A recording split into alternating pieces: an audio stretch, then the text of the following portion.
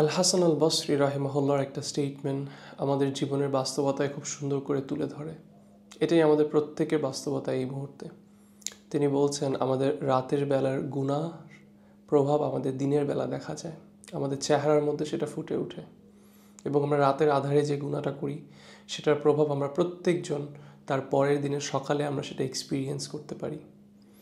এবং সারাদিন আমরা যা করি, সারাদিন আমরা যা গুনাহ করি সেটার প্রভাব আমরা রাতের বেলা ফিল করি। অতএব একটা মানুষ যে তার রাতকে ব্যস্ত করে রাখে গুনাহ দিয়ে, সেটার প্রভাব সে দিনের বেলা ফিল করবে। তার রিস্কের মধ্যে সে বারাকা পাবে না, তার চেহারার মধ্যে কোনো নূর থাকবে না। এবং সারাদিন যদি কেউ গুনাহ করে তাহলে সেটার প্রভাব সে রাতের বেলা ফিল করবে, ইন আ সেন্স দ্যাট আল্লাহ সুবহানাহু ওয়া তাআলা তাকে তৌফিক দান করবে না আল্লাহ সুবহানাহু ওয়া তাআলার সাথে কথা বলার, আল্লাহ সুবহানাহু ওয়া তাআলার সাথে সময় কাটানোর।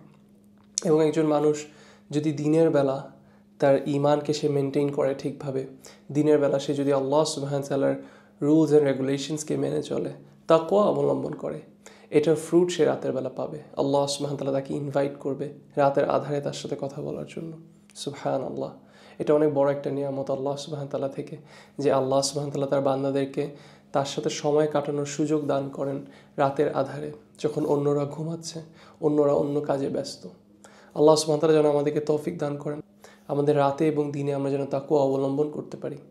আমাদের রাতের ভালো আমলের প্রভাব যেন আমাদের দিনের মধ্যে বারাকা ছড়িয়ে দেয়, এবং আমাদের দিনের বেলার ভালো আমল এবং আল্লাহর তাকওয়া যেন আমাদেরকে তৌফিক দান করে রাতের বেলা তার সাথে সময় কাটানোর।